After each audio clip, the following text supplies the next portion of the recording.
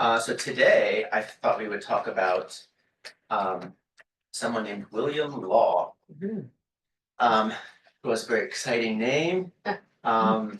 And he was a very bright and accomplished student. He was ordained a priest in 1711.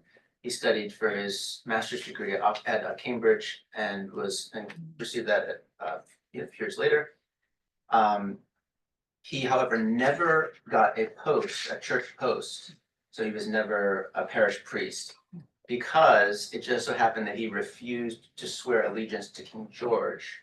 So in 1714, so that was a matter of conscience, but it set the tone for the rest of his career, and it gave you sort of a glimpse of what his character is like. He was definitely a man of principle, and if he thought he, in good conscience, could not do something, then he didn't do it, regardless of the consequences. But if you think about it, if you've known anyone who's been through the ordination process and all that, it's quite a big deal and you think your life is going towards a particular direction, and he knew that by acting according to conscience, he would basically have to stop that probably for the rest of his life and never be able to fulfill that calling in the way that he thought, which was true. Calvin Robinson. Mm-hmm. So he never received a church. He earned his living as a private tutor and as a writer. So private tutors of wealthy families, they would hire someone who was well educated, who could, educate the children, or in some cases the adults in the house. So he did that for most of his life. At the end of his life, he lived in a house with two wealthy women for whom he was their spiritual director. It was basically like a little monastery or a convent or whatever. And they were very wealthy. They had a combined income of about £2,500 a year, which was very large at the time. And but they gave about 90% of it away to the poor. And there's this interesting little anecdote which I thought I would read. So generous were they, the place where they lived was King's Cliff. So generous were they that King's Cliff became a magnet for beggars. This displeased the townspeople, including the rector of the village church, who often rebuked Law from the pulpit.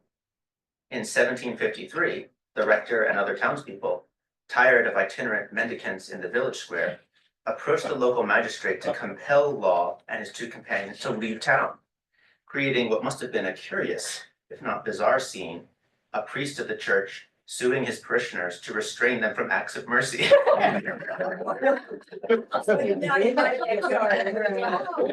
Yes, because of the legal. The controversy died down, apparently, for Law and the two women remained at King's Cliff, continuing to give most of their money away.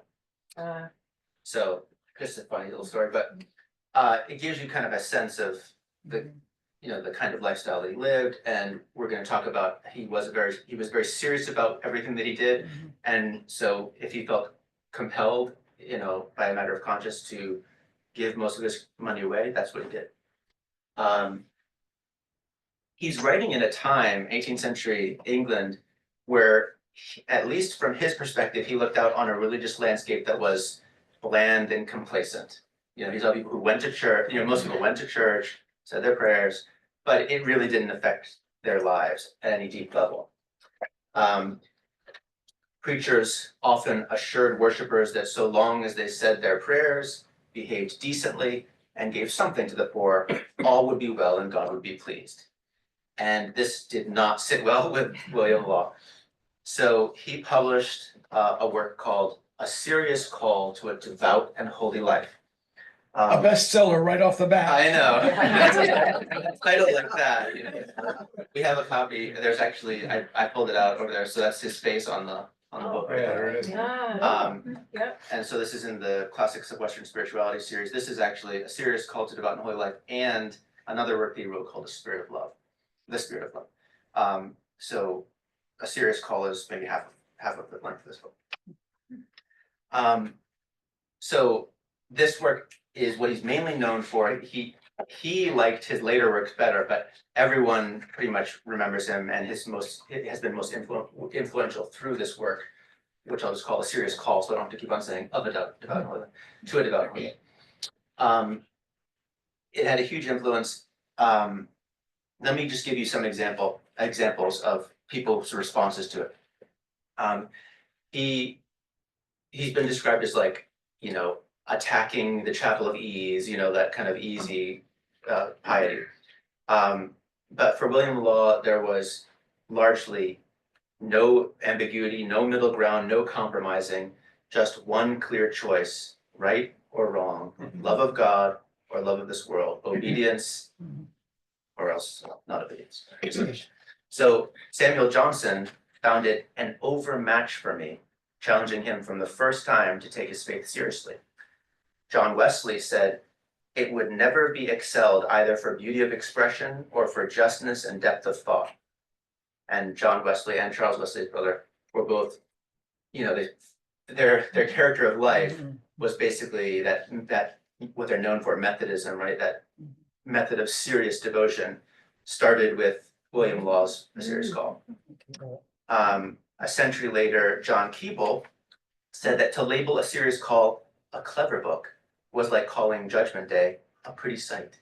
And C.S. Lewis said reading it made him feel pierced like a butterfly on a card. So that's just a little sampling, but it's obviously had a very wide effect. It's been in print since the day it was published. It has been actually not a bestseller, but has been very popular. He's writing basically, this is not an apologetic work. He's not writing to non-Christians about about the benefits of Christianity, or, he's not explaining Christian doctrine. He's not writing devotional works themselves, right? Prayers and things like that. He's writing to Christians in this work and in his first work, Christian Perfection, urging them to basically live up to their calling. And there have been figures like him throughout history who have been at a particular time, and it seems like God has just sort of inspired them to put a fire under people, So John the Baptist might be. John the Baptist is a good example, right? Yeah, there's a nice biblical example. I thought of Søren Kierkegaard, who again looked at Danish culture and he said people are going to church, but no one really believes anything. They're not, acting accordingly. A lot of his work was against that. Dietrich Bonhoeffer, religionless Christianity. He talked about as in an intentionally provocative way to say, put it into practice, right? So a lot of people throughout history have had that desire to see it, Christians living up to their calling. So he's writing to Christians and he's assuming that they are signing on to following Jesus, and he's saying, so this is what it means to follow Jesus. He wants everyone to know that Christianity is not just something that you do on Sunday. It's not just about what happens in church. It's not just about prayers every once in a while, but it concerns literally every aspect of your life. So it can be kind of overwhelming when you first approach a thinker like this, because you really begin to see right away that he thinks that this has a claim on everything that you do, everything that you think, everything that you say. He's been criticized throughout his first book, but A Serious Call. People can only take so much of that before they need some sort of break. So he has these little vignettes, these little caricatures of kind of good role models and bad role models, so he has these little descriptions of different characters, and he names them, Latin names it's kind of like Pilgrim's Progress, that kind of thing. But in any case, they're very engaging, and they're obviously meant to illustrate and make real the points that he's making by giving you a character that you can either relate to in a positive or a negative way. So his work is kind of broken up in that way, but it's very clear he's a very good writer. He's often characterized by people who read that main work, A Serious Call, as being too rigid, too stern, too dour, legalistic, right? But I think that it is a mischaracterization. Even in that work itself, he makes it clear, and we'll see some examples. He makes it clear that that these critiques miss the mark. That's not what he's after. But he is just unwilling to let people put up easy excuses so that they don't live up to the call, up to their call. Also, his later works, The Spirit of Prayer and The Spirit of Love, show beyond doubt that these characterizations are not true. They're almost like mystical theology. The tone is very different from his earlier works, but you can see he makes the same kind of theological points in both. Okay. So that's all the biographical stuff. The way we've been doing these is just I give a little introduction to the person, and then I throw up quotes on there from different writings, and then I open up for discussion. So that's what we're gonna do. This comes from his first work, Christian Perfection. This is the perfection which this treatise endeavors to recommend, a perfection that does not consist in any singular state or condition of life, or in any particular set of duties, but in the holy and religious conduct of ourselves in every state of life. It calls no one to a cloister, but to a full performance of those duties which are necessary for all Christians and common to all states of life. So I already kind of mentioned, obviously jump in if you have any thoughts, but I already mentioned that this is a main concern of his, and he articulates it at the beginning of this first work. He's not interested in making priests or, monks or anything like that. He's just interested in going carefully through our regular lives, the days that we actually live, and looking at them in light of our calling as Christians. Anything about that? Well, before we move on to more specifics. Well, he set the standard, the bar, extremely high. Mhm. And I'm wondering if maybe, because it is so high, not too many people are gonna get up there, but at least they're prompted to do more than what they were normally doing. And I would think that he would be happier with that than. Yeah. Yeah, and he will get, his work is called Christian Perfection, Mhm. and he does talk about that perfection which he's calling people to. Right. He's of course echoing language from the Gospels. Jesus says, be perfect as your heavenly Father is perfect. But he is very careful to say that doesn't mean you're never going to make a mistake. It doesn't mean you're going to be perfect. Although some of his sort of disciples did go in that direction in terms of the Methodist tradition. But in his case, at least, he's saying what he's talking about is, again, that ideal, and also removing, like, he sees a whole lot of excuses and obstacles that people put in the way of obedience that really don't need to be there. And so he's trying to get rid of all of those. And then what we honestly do by God's grace and with our best effort and intention is what he wants to see everyone doing. Mhm. Basically. Yeah, that's a good observation. The part that gets my attention is this statement, full performance of those duties which are necessary for all Christians. So what if somebody does some good things? Uh-huh. They do some social service work at least a couple times a month. Mhm. But every weekend they go out and play at least 18 holes of golf. Right. They're gonna fall short. Yeah, that's exactly what the kind of group he's talking about. Absolutely. And again, in that there was a little quote from someone else that I read talking about him, where they said, most people are saying, well, you come to church, you say your prayers, you do, give some money to the poor and stuff, and everything. God is what God wants. But he really wants to say, he really wants to say, what is Jesus actually telling us to do? Now, don't just sort of take it in generally. He wants us to love our neighbor, but specifically, what does he tell us to do, and what does that look like? And so, yeah, that full performance of those duties, it's not always going to be easy to say, what does that mean? Do I have to devote every moment of my time to charity work? Or, how do you figure that out? But he does want to push us past I checked that box, and so now I can go and spend the rest of my life doing all the things I want to do. Is there a substantial difference between that era and this era?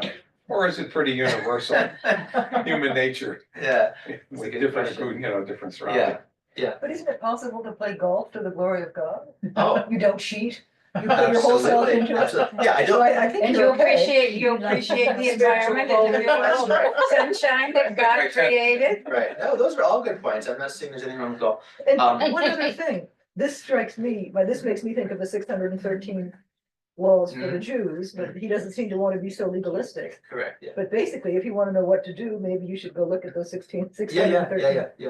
Yeah, so he's definitely in that tradition where he's going to take seriously what scripture tells us, Old and New Testament.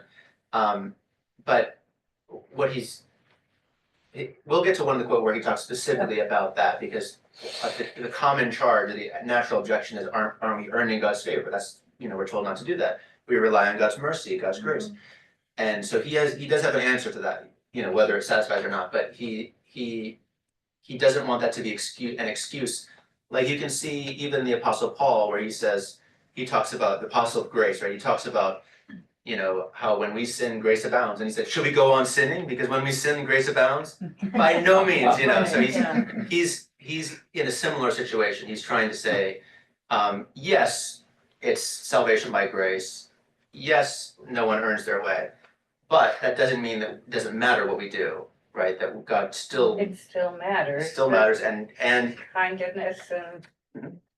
yeah, and God expects grace to be transforming. Actually, if you were here for the last Thursday's talk, where Dr. McSwain was saying, there should be some sort of evidence in a person's life of God actually transforming them, right? It doesn't have to be dramatic, Right. but there should be evidence that the person is looking a little bit more like Jesus, right? And So- isn't it dispositional and it's a condition of your heart? Mhm. Smiling at the stranger, Yeah, just little things. Yeah. Yeah, but I think you're right. I mean, Jesus would say it goes down to our intentions, and law is going to be right. It's going to make a big point of that. But you are, the tree is known by its fruit. So yeah, the intentions have to show up by a smile and a friendly, Yeah. actions. Yeah. There's a line in W.H. Auden's Christmas Oratorio. I like to sin, God likes to forgive my sin. Really, the world is admirably arranged.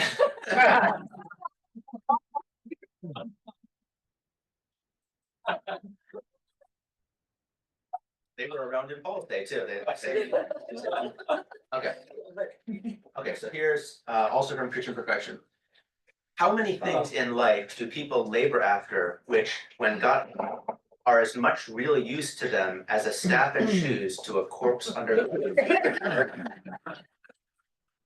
There you go. That is true. Yeah. It's like a fish and a bicycle, right? Yeah. Wow. You can imagine C.S. Lewis getting pinned up at this point. That's the impression that a lot of his work has, where he cuts out a lot of the fluff and he just tries to say it like it is. He might not agree with them, he's not always right, but that's what he tries to do. He wants to get past your defenses and just give you the hard truth. Mhm. It's just pretty self-explanatory, or do you want to chat about it?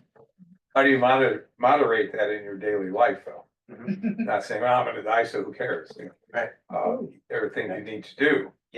Absolutely. So are they saying you do the good things and maybe the less of the other things? Yeah, those are all open questions, and one of the downsides of not reading the whole thing, as opposed to just giving little excerpts, is, you don't see where he's going with all these things, but it raises all sorts of interesting questions about, it's usually where you draw the line, and how do you make sure that you're laboring after the things that, like Jesus said, labor for the things that last and not for the things that are perishing. So you'll see a lot, he's using language that he's drawing directly from the teaching of Jesus largely. And he's trying, just in the same way that Jesus did, to kind of shock us out of complacency, but also not to say, well, that's just hyperbolic language, to say, no, seriously, what are you actually working for? What are you doing today are you wasting time when you could be doing something more Right. profitable? Mhm. And maybe while they're laboring, they're thinking those things are worthwhile. Yeah. They might have the best motives. Absolutely. Well, there's so much commercialization in all of our lives that we're being inundated by all of this. You can lose the focus of what he's talking about there. I think of like it at a later time, you know, when with the advent of TV or things like that. You've probably seen little graphics they came up with how many hours people watch TV every day and how many Right, yeah. how many hours do you read the Bible a day or do you say a prayer a day, you know, and so Right, it's like Yeah, 15 minutes over here and 5 hours or you know whatever. right, yeah. And it's just dwarfs the relative proportion. So where are we spending our time? Where are we spending our energy? All that kind of stuff. So here's a sort of bit of he's tempering some of the things he's saying here. Friendship does not require us to be always waiting upon our friends in external services. These have their times and seasons of intermission. It is only the service of the heart, the friendship of the mind, that is never to intermit. It is not to begin and end as external services do, but it is to persevere in a constancy like the motion of the heart or the beating of the pulse. It is just so in devotion. Prayers have their hours, their beginning and ending, but the disposition of the heart towards God, which is the life and spirit of prayer, is to be as constant and lasting as our own life and spirit. Which is, I wrote, the things at the top are what I write. So I wrote prayer without ceasing because that's an interesting take on that idea of pray without ceasing. There are different ways that different traditions do that. You know, the Jesus prayer in the Eastern tradition where they just say that prayer constantly, that's, you know, it's their breath. That's one example, but this is an interesting way of thinking about how we could be being faithful to that, the intention of praying without ceasing, while obviously there are times to pray and times to stop praying. And It's Well, crazy there you should was bring that the- up, because I was just thinking of praying Is without that right? ceasing, yes, and then boom, it's Wow. all spinning. Well, they That's had great. that, like Anne Boleyn had, I saw the prayer book that was the prayers of the hours. Mhm. And it goes through and Yeah, so praying they had a out. regimented time that they were all day long. His use of the word friendship there is an interesting one. If you think about this, you're not, particularly if your friends are out of town or something like that, you're not with them all the time. But it isn't as if, well, I'm only friends with them sometimes. No, your love for that person is constant. And the fact that you're with them or communicating with them is intermittent, but the love is continuous. Right. And I mean, he's using external services, but, you know, are you doing good for your friends? Well, you know, sometimes, not constantly. I think that's part of what he's getting at is, yeah, you're not always with them. You're not always able to, just because they don't always need you to be acting on their behalf. But underlying your relationship, as you said, is this love and this commitment. So that it's ready to sort of jump into gear whenever you need to. And I think he sees that as a very apt illustration of our devotional lives where it's kind of humming under the surface. It's like a heartbeat. And whenever the occasion arises, it just pops into gear and we're ready to go. As opposed to, oh, I have to start up the engine again and, you know. Yeah. Well, it's like God is that way too. I mean, he's always there for you Right. and it's whether you're Yeah, in tune. you're with it, listening or right. whether, yeah. But he's always there.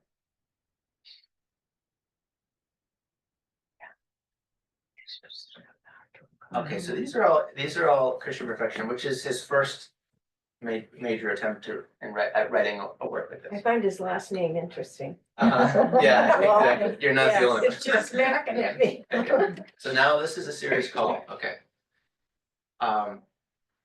It may now be reasonably inquired how it comes to pass that the lives, even of the better sort of people, are thus strangely contrary to the principles of Christianity.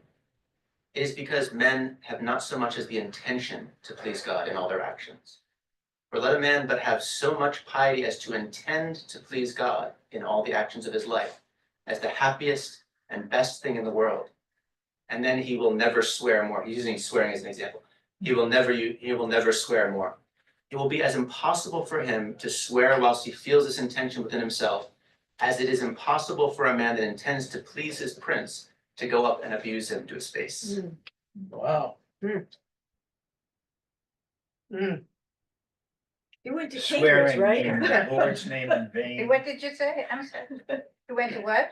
He Cambridge. went to Cambridge. Oh, he went so to Cambridge. he has Deep thinking. So, yeah, taking the Lord's name in vain, he's calling up a lot of a lot of allusions, biblical allusions. That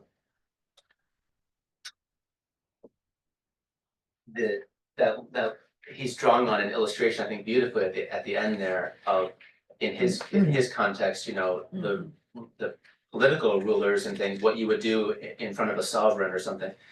But of course, he's also writing in the Christian context where we do have a Lord who is our, the Prince of Peace who we worship. And so that both of those resonances kind of pop up at the same time, at least for me. It's interesting, the application of this, though, if you think, when swearing, well, with devotion to God, you're just not going to utter racist statements. Okay, easy to that. What do you do in response to a racist statement? That gets harder. Yeah, that's good. You're Yeah, gonna say something, you're just gonna keep silent, you can walk out of the room, what? right.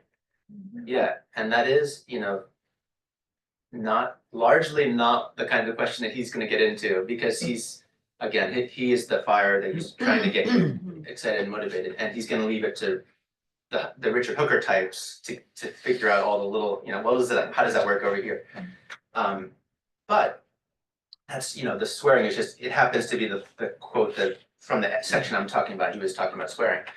But he does apply this sort of across the board with the virtues, so he's thinking about, all the things that we say, well, those are hard things to do. And he says, well, in actual fact, I think we're not giving ourselves enough credit in terms of what we can do if we actually intend it. So we talked about intention, I forget who mentioned it before, but what do you make of this? It's obviously a very strong claim. He says the reason that people aren't better at living lives in conformity to principles of Christianity is because they don't even intend to please God. Does that cut a little too close for comfort, or is it? Did you disagree? Or? Well, it seems like in our culture today, that most of the people that we encounter in our day-to-day life are not leading a life where they intend to please God. It doesn't feel that way. Yeah, Because God doesn't exist. yeah. So if you do try to lead that kind of life, you feel a little odd. Mm-hmm.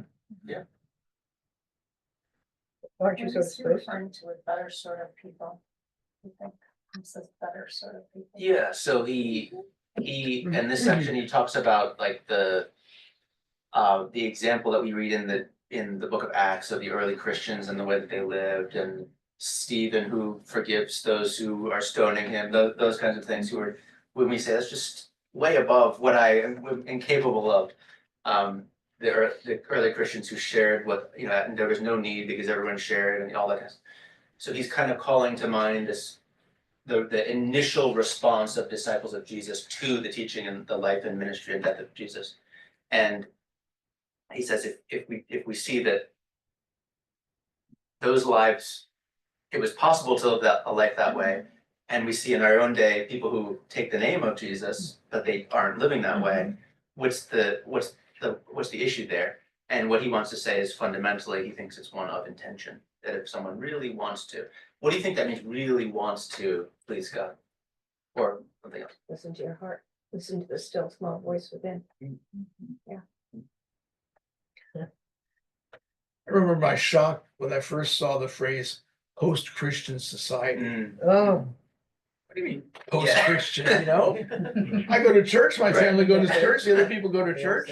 But when you look at it in context of society, it's like you're floating on an iceberg that's really getting smaller and smaller. Right. You're still there, but where's everybody,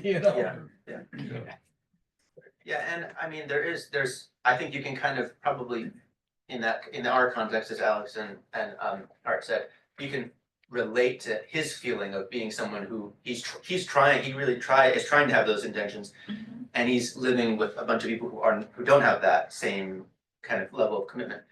But they at least, like Alex, in your example, the people have already abandoned. They've said we don't want, they've consciously chosen to step away from the church or from belief in God.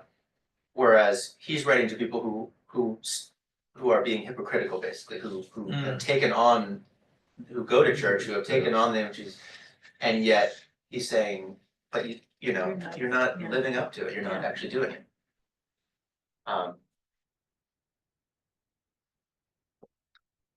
At first, Because it's not natural. Mhm.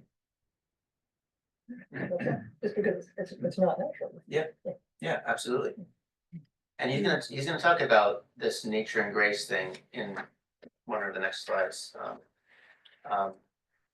When I first read the men have not so much as the intention to please God in all their actions, I was like, that's a bit harsh. And then as I was thinking about it and thinking about the examples, I said, actually, he's got a point. I mean, if you think about when you really want something, you make it happen. We make all sorts of excuses. Why didn't someone show up for this event we had at church? And it's, well, I had another obligation. But if you really want to go somewhere, you're gonna show up. You clear your calendar, you make it happen. If you really want something to happen, you not everything's in your control, of course, but he's talking about the things that are. And when you want to do it, you do. So I think there's a lot more bite to that than I initially wanted to give it. Okay, he applies this now to use of money. He says, for how is it possible that a man that intends to please God in the use of his money, and intends it because he judges it to be his greatest happiness, how is it possible for such a one in such a state of mind to bury his money in needless, impertinent finery, in covering himself or his horses with gold, whilst there are any works of piety and charity to be done with it, or any ways of spending it well? So you can see where, he articulates a principle and then he applies it. And then he applies That's it. tough to defend. The more of these we read, I'm thinking about, really tweaking people's conscience. Yeah, that's a good way to think about it. Like, Conscience. Yep, trying to sort of ignite the conscience within and say, again, it's sort of calling to mind things that you should know deep down already, and he's just reminding you of it in a very pointed way. Right. Like your greatest happiness should not be the money that you have. Exactly. And it can be the root of all evil. Yeah. Causes a lot of problems. Yes. Let me suggest you can even extend this from men to countries. In EFM right now, we're spending a lot of time thinking about Aboriginal culture. And it hurts when you look at this. In the Inuit culture, for example, nobody goes hungry, nobody goes unclothed, nobody's always without a place to live. All the meat that's gathered is put together in a communal locker. And people are expected to respect that. But nobody is hungry because he wasn't actually part of the hunt. No, everybody in the community eats. And you say, well, that seems pretty simple. But then you look at our society and you look at the people, that are without. Yeah. And you say, well, nobody has to be rich, but really, there shouldn't be people hungry. Yeah. There shouldn't be children hungry. And this, it's just not right. Right. There's enough resources in this country that should be shared Right. so that nobody's Right. hungry. Yeah. Everybody has a place to live. Yeah. What was that that Roosevelt said? A chicken in every pot? Something like I don't that. think that was Roosevelt. Who else who said that? Somebody said that. No. Was it Hoover? Herbert Hoover. Yeah, I think so. I think so. Yeah, but he's articulating a principle that I think you'd find application all over the place. And in cultures that don't have as much, they can still they can show by their actions that they're valuing things that are more important than possession. Whereas we live in some of the most prosperous countries in the world history, not just in, and yet we have huge levels of need, people who are poor and promise, etc. It's a tricky thing, though. It's sort of interesting in the book of Acts, the story about the early Christians and how they shared everything. They had everything in common. And somebody who joined, they gave their property to the church and they sold it and then they distributed the money. But before long, the widows were complaining that it wasn't fair. The distribution wasn't fair. Right. So Right. they had to appoint the deacons. Right. Right. So it didn't work for long, even as it's related. Right, no, that's absolutely right. And we know that the practice didn't really continue for very long. It's recorded early on, but then, you know, Paul is making collections for those who, you know, so, yeah, you have to take it with a grain of salt, but what he's trying to say is that they had the intention and they did something about it. And we often do that. We have the intention, but we don't. And so, yeah, questions of prudence do come in and, you know, if I give a little bit less, but I can do it every year for the rest of my life, you know, there's all sorts of things like that.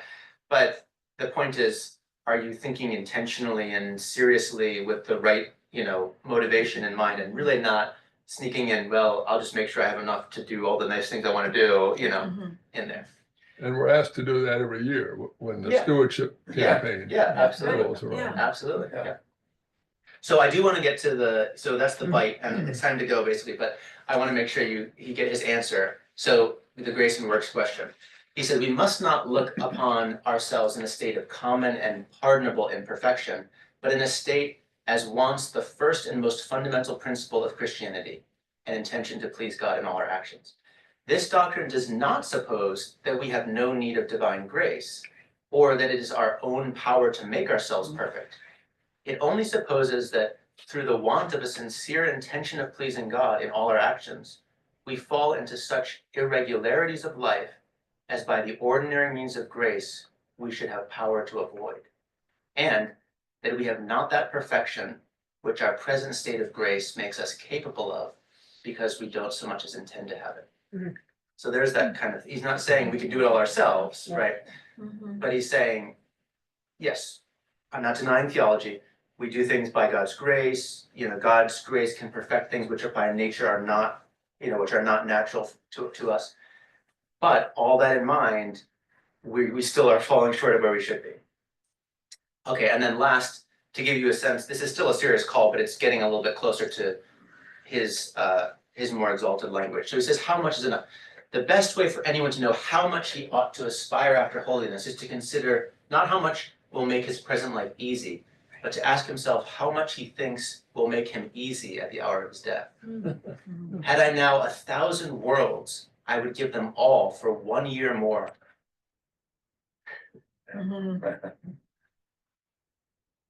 That I might present unto God 1 year of such devotion and good works as never before so much as intended. So. How much is enough? Not enough is enough. Yeah. So in any case, he's a very moving and powerful writer. And there's, you know, as you're reading it, I would, if you do end up reading a work like this, a serious call, I would recommend that you put your arms down and try not to defend everything. Let it hit you with its full force. Then you can go back and say, well, what about this situation and stuff?